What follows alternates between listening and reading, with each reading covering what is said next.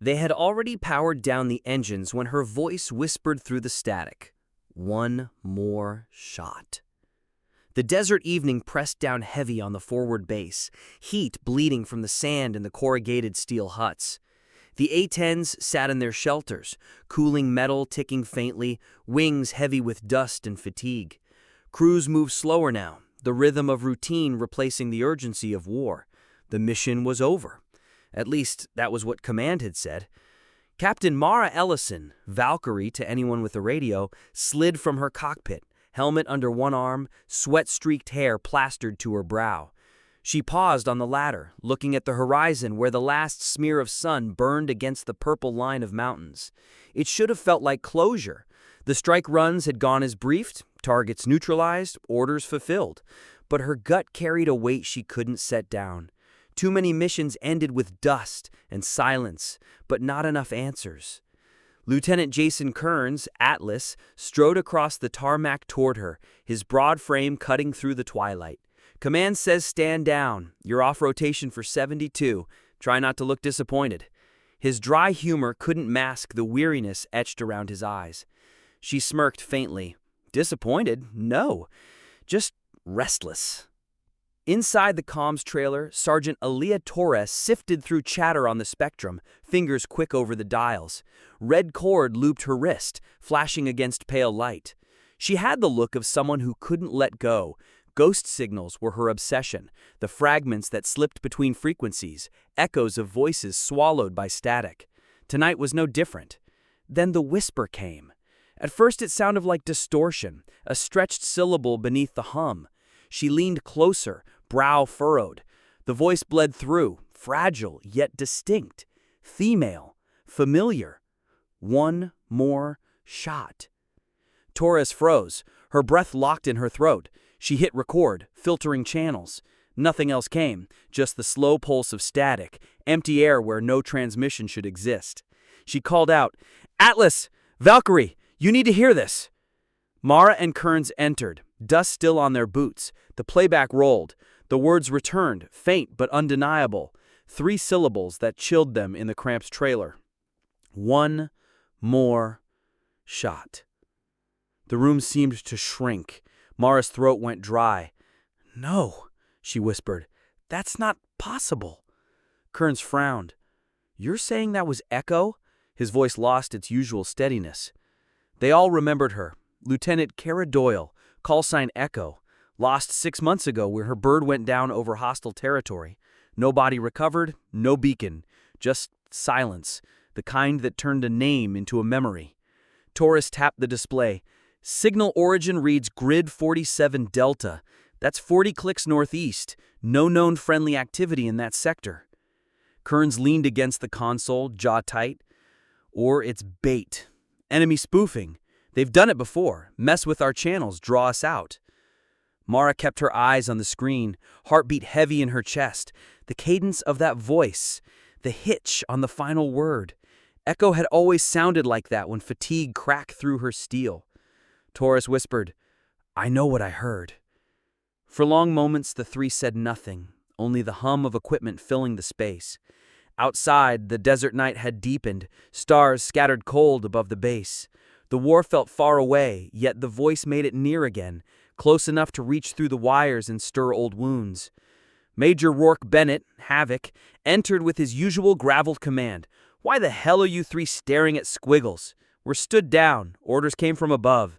His eyes narrowed when he noticed the tension in their faces. Kearns straightened. "We caught a ghost transmission. It sounded like Doyle."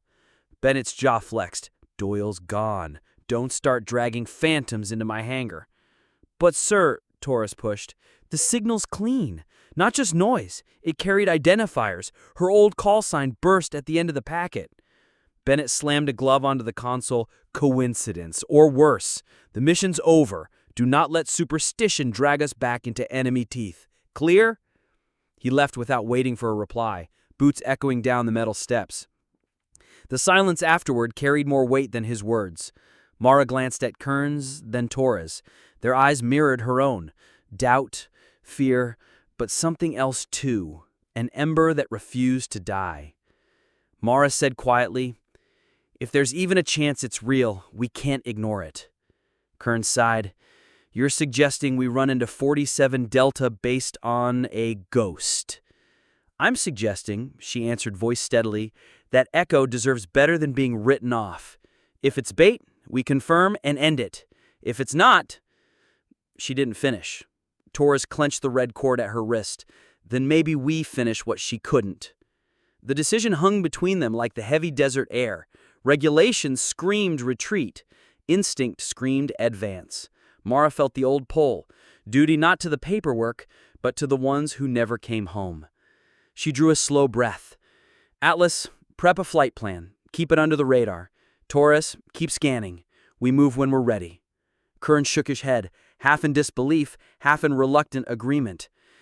Valkyrie, you're going to get us court-martialed. Mara's mouth tightened into a ghost of a smile. Then let's make sure it's worth it. Outside, the night deepened, moonlight painting silver edges along the silent aircraft. Engines rested, but the desert seemed to wait, holding its breath for what came next. The mission was supposed to be over, yet a voice had reached across the static, impossible and insistent, pulling them toward unfinished business. And in Mara's bones, she knew they were already on their way. They would soon leave the safety of the base and chase the whisper into hostile canyons, where shadows could kill, and the voice might lead them to truth or to ruin. The desert canyons swallowed their engine roar, as if the earth itself wanted their secret kept. Mara's A-10 skimmed just above the ridgeline, wings trembling under the low-level strain, every control input measured in fractions. Her HUD flickered green across her visor, altimeter locked at 200 feet AGL. Too high, they'd be visible to radar. Too low, and the rock spires would carve them into wreckage. She kept her breathing slow, steady, eyes darting between gauges and horizon. Beside her, in the second bird, Kearns rode shotgun in the back seat of a recon-modified jet, voice clipped across the comms.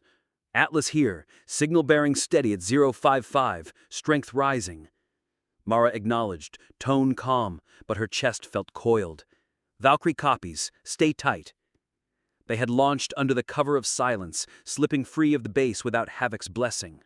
Torres remained groundside in the trailer, her hands glued to the comms console, whispering guidance in their ears.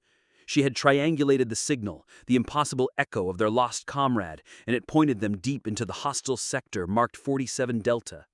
Official maps showed nothing but abandoned supply depots. Unofficially, it was the kind of void command told you to ignore. Reading bounce from canyon walls, Choris reported, but the carrier wave is clean. That's Echo's ident code. I'm telling you, it's hers. Kearns exhaled. It's also 30 miles past the line. If anyone's awake out here, we're serving ourselves on a silver platter. The A-10 rattled as Mara banked, scraping air so close to stone that dust trailed her wingtips. Then we don't wake them, she said. The canyon widened, and the desert unfolded like a black ocean under the stars. The moonlight glazed the ridges, cold silver on jagged rock. The signal pulsed again, clearer, the voice trembling through static. Valkyrie, one more shot. Mara's breath caught, heart hammering. The cadence was exact, the rise on her call sign, the pause before the final phrase. Ghost or not, it was Echo. Kearns heard it too. His silence stretched long before he muttered, "Damn it, she's leading us." The radar warning tone cut through their helmets, a sharp electric chirp that made Mara's skin prickle. She glanced at the RWR panel, contact sweep at 30 miles, tracking intermittent. Someone out here was watching. "Atlas, we're lit," she snapped. "Copy. Break west. Keep low."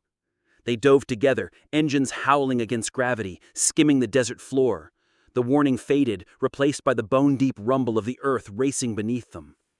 Minutes bled into miles. Torres spoke again, tension wrapped in static. Signal lock confirmed. Origin your grid 47 Delta, Quadrant Charlie, range 12 miles. You're almost there. Mara licked dry lips. Valkyrie copies. Say again strength. Peaking, stronger every second. Kearns's voice hardened. That's no abandoned grid. It's hot. The canyon spit them out into a valley, wide and desolate. At first it looked empty, just ridges and sand. Then shapes emerged, squared and unnatural. Hangars half buried under camouflage netting, trucks idling with low headlights. Mara's HUD painted returns across the glass. She whispered the coordinates. Target complex, multiple structures, heat signatures. Before she could blink, the radar tone screamed again, sharper, closer, missile lock. "Break! Break! Break!" Kearns roared. Mara yanked the stick, rolled hard left, and slammed chaff and flares. A streak of fire split the night behind her, chasing hot exhaust. The flare bloom blinded the desert, and the missile curved wide, detonating in a blast that shook her tail. Her teeth rattled. The world steadied only after she leveled out, sweat dripping into her collar. Kearns panted into the comms. That was not abandoned. Repeat, not abandoned. Mara gritted her teeth. Copy. They've been hiding it. She swung back in formation, pulse racing. The depot spread beneath them in eerie silence, lights dim, as if waiting. The voice returned, faint but urgent, layered with distortion. "Stop them before strike." Torres whispered, barely audible through the net. "She's warning you. I can feel it." Kearns steadied his tone, but it cracked around the edges. "Look at those shapes, Mara. That's not scrap metal. Those are munitions." Her HUD confirmed, silhouettes of stacked crates, long cylindrical shadows that only meant one thing: missiles, hundreds of them, hidden under tarps, stolen stockpiles, weapons meant to move. The realization hit them all at once. Echo's signal hadn't been calling for rescue. It had been pointing them towards a threat brewing in silence. Mara's stomach knotted. "They're prepping for a strike." Kearns muttered, "This is above our pay grade. We need command."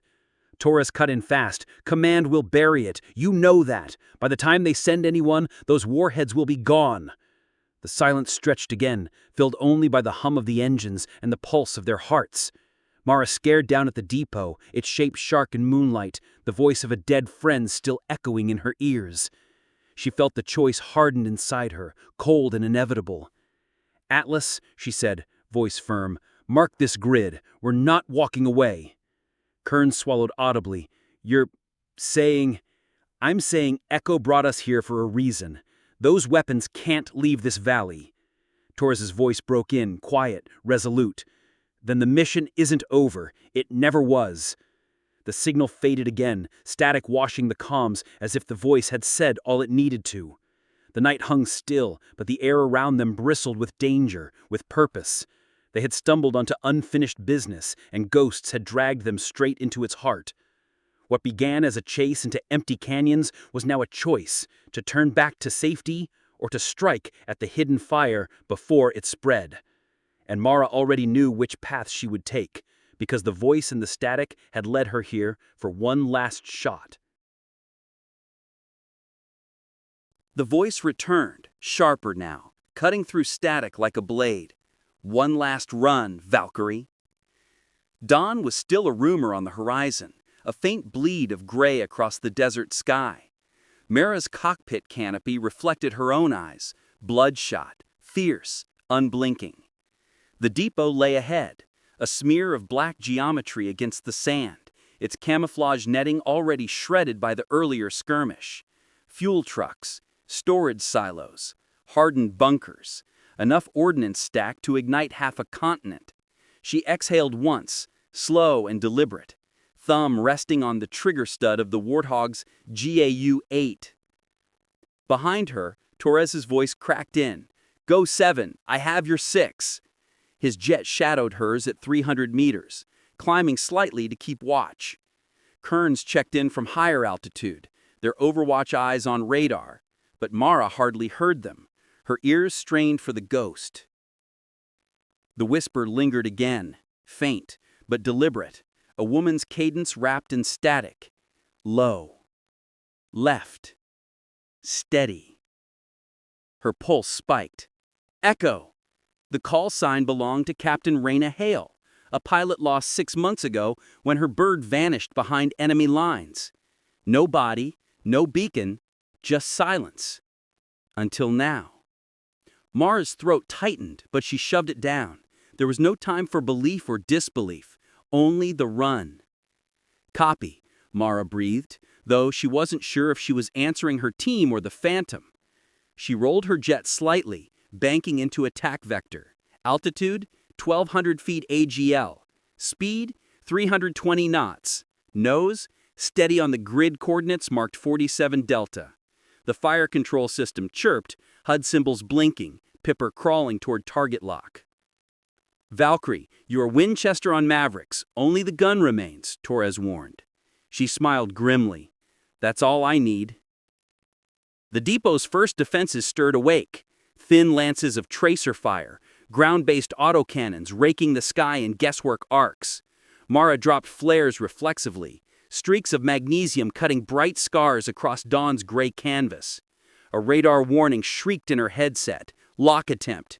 She shoved the stick, banking hard left, terrain masking behind a rise. Then the voice cut again, sharp, commanding. Now, dive. 30 degrees. Mara didn't hesitate. She snapped the nose down, felt gravity press her ribs, desert floor swelling toward her canopy. Crosshairs slid, HUD reticle flashing over first silo. Valkyrie and hot, she called, voice low steel. Trigger squeeze. The GAU-8 thundered alive. 30mm shells spewed in a molten stream, tracer rounds glowing, stitching the earth. The cannons burst, shook the air, a sound both mechanical and primal. Impact. The silo ripped apart in a geyser of flame, shockwave thudding against her frame. Secondary explosions chained outward, one truck, then another, detonating in blinding blossoms. Torres whooped over comms, but it was drowned by the rising chaos below. Flames leapt, missiles cooked off in erratic launches, streaking into empty sky like fireworks. Mara yanked up, heart hammering, wind shuddering as turbulence rolled her. Right, bank right now, the voice cut again. She obeyed instinctively, rolling away just as a surface-to-air missile clawed past her left wing, so close it painted the cockpit in white fire. Sweat stung her eyes. Torres was still on her tail, guns barking. Go 7, target splashed, but they're still sending heat. Second pass, we finish this. Valkyrie, your bird can't take? I cut him off. We finish it. Climbing hard, she looped wide, pulling against the G's until her vision narrowed. The depot was a maelstrom of smoke and fire now, but some bunkers still stood intact, their contents unknown. She leveled, lined up again. Steady. Lower. One more shot, came the whisper, calm, almost tender. Her pulse hitched. She dove. At 600 feet, she squeezed again, the cannon ripping another storm of fire into the bunkers. The earth convulsed as munitions cooked off in sequence, one detonation feeding the next, until the entire depot erupted in a catastrophic chain reaction. A fireball expanded outward, swallowing sand, steel, and sky. The shockwave hammered her jet, tossing her like a toy. Debris clanged off the fuselage, warning lights flared red. She gritted her teeth, forced the stick steady, rode the turbulence until the sky cleared. Behind her, Torres cursed in disbelief. Valkyrie, Jesus, you just wiped the grid clean. She didn't answer. Her ears strained through the static, desperate. Silence. No whisper. No voice. Only the hiss of empty comms. Her chest hollowed. She pressed transmit anyway. Echo. Static. Nothing more. Torres's voice came softer. Mara, it's done. Depot's gone. Whatever strike they planned, it's gone with it. She looked out over the burning horizon. Columns of black smoke rose, lit by flames below. Somewhere in that fire, unfinished battles had ended. Echo had guided her hand, then vanished forever. Valkyrie to all call signs, she said. Steady now. RTB, we're done here. Dawn finally broke as they turned homeward, sunlight spilling over the cockpit glass, painting their battered aircraft gold. The desert below stretched endless and scarred, but the sky felt lighter. Torres's jet slid closer in formation, wingtip steady, his silence a kind of respect. Mara sat back against her seat, eyes stinging not from smoke. Some debts have no ledger, no medals, no closure. Only the echo of a voice that believed in her when she doubted herself. She whispered once into the fading static, words no one else would hear. One more shot, and you gave it. The horizon widened ahead, a pale line of hope cutting through smoke, and for the first time since the war began, Mara felt like the mission was truly over. But stories never end where fire dies. They only bend, waiting for the next call to rise from the static.